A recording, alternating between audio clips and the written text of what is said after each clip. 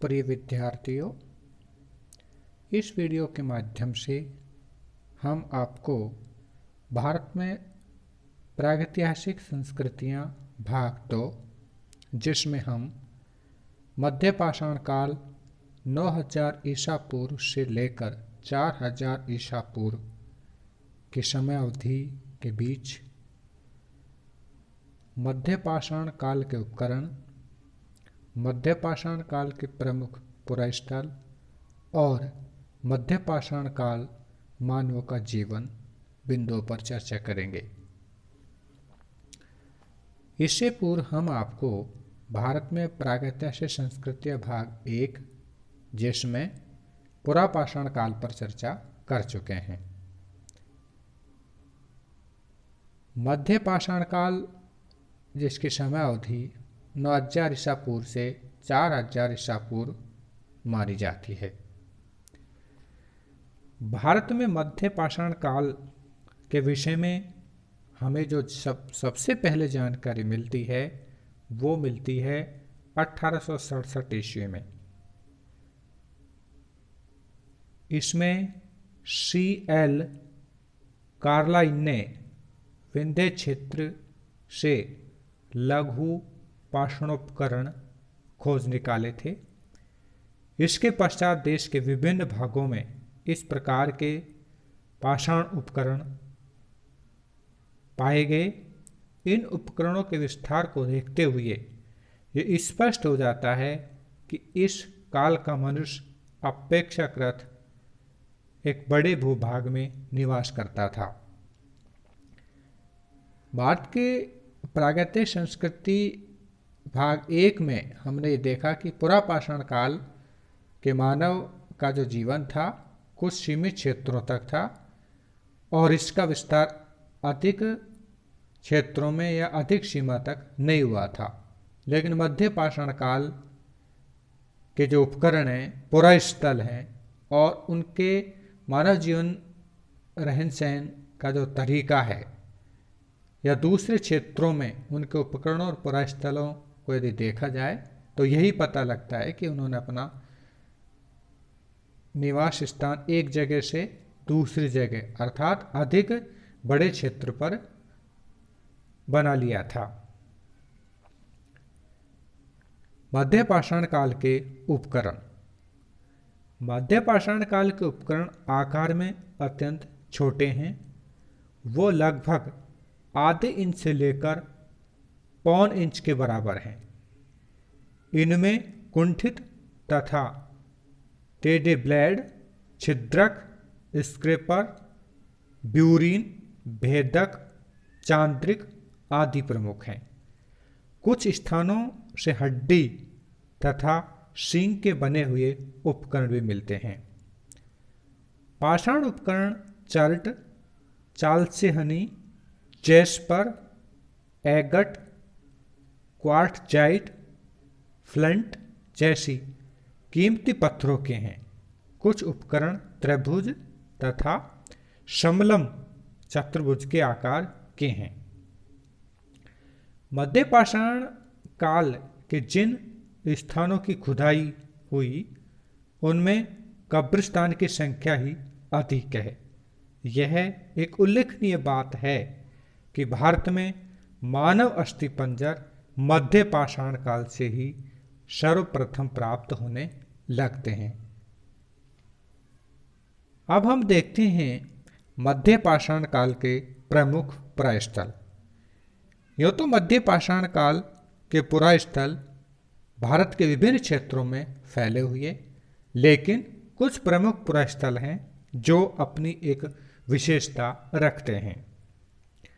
भारत में मध्य पाषाण काल के पुरास्थल राजस्थान में, गुजरात में, महाराष्ट्र में, आंध्र प्रदेश में, कर्नाटक, तमिलनाडु, केरल, मध्य प्रदेश, बिहार, पश्चिम बंगाल और उत्तर प्रदेश के विभिन्न भागों में मिले हैं,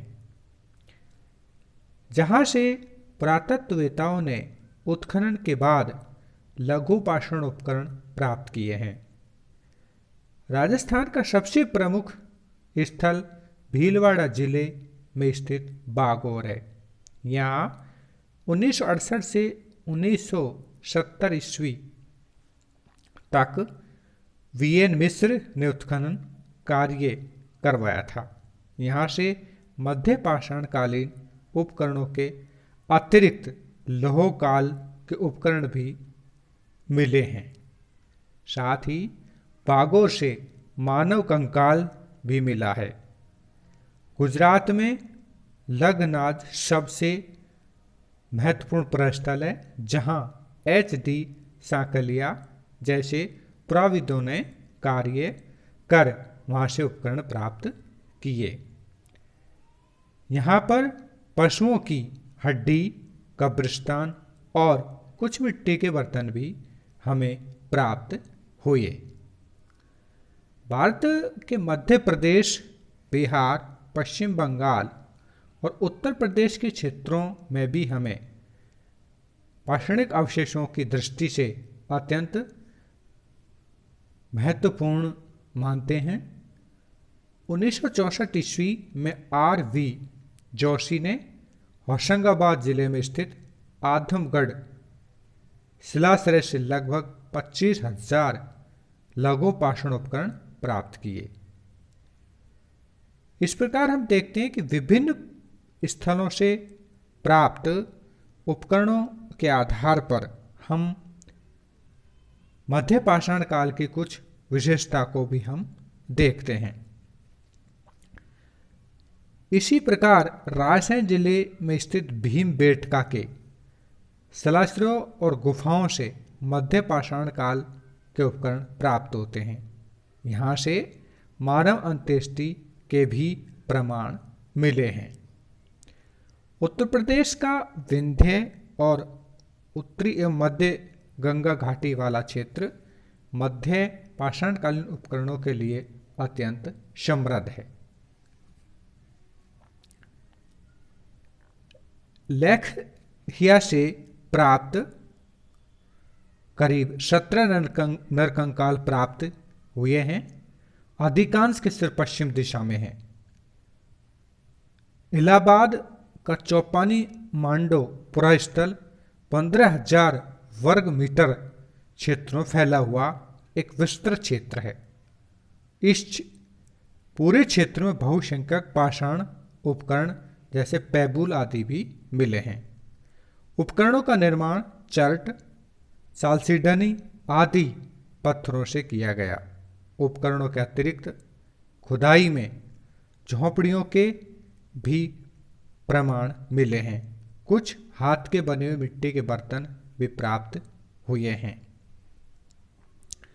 इसी तरह हम देखते हैं कि प्रतापगढ़ जिले में स्थित सराय नहार राय, महदड़ा तथा दमदमा नामक मध्य पाषाणिक पुरास्थलों का क्षेत्र भी हमें मध्य पाषाण कालीन उपकरणों की जानकारी देता है।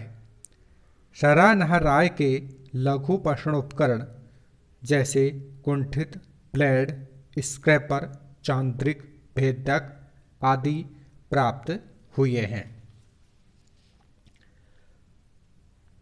कुछ स्थलों से हमें अस्थि और सींग निर्मित उपकरण भी मिले। उपकरणों के अतिरिक्त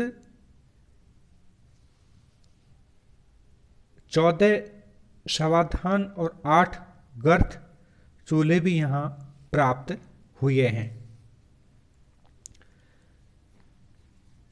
दमदमा का पुरास्थल जो कि उत्तर पश्चिम में महदड़ा के से है, यहाँ पर भी हमें कई उपकरण मिले हैं।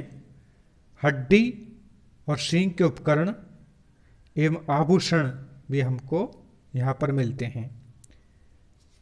इस प्रकार हम देखते हैं कि मध्य पाषाण काल के जो प्रमुख पुरास्थल हैं वहाँ से वो सामग्री मिलती है जिसके आधार पर हम मध्य पाषाण काल के मानव जीवन को देख सकते हैं।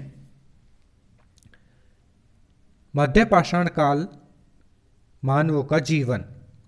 मध्य पाषाण काल मानवों का जीवन पूर्व पाषाण काल के मनुष्यों की अपेक्षा कुछ भिन्न था।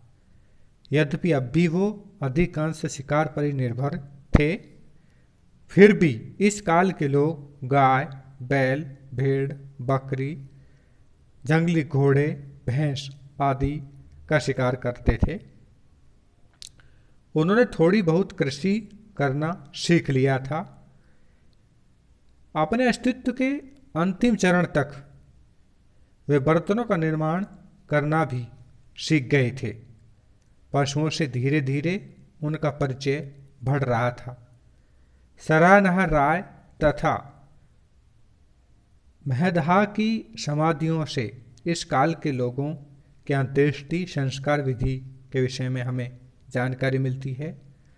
ज्ञात होता है कि ये अपने मृतकों को समाधियों में गाड़ते थे तथा उनके साथ खाद्य सामग्रियाँ, औजार, हथियार भी रख देते थे।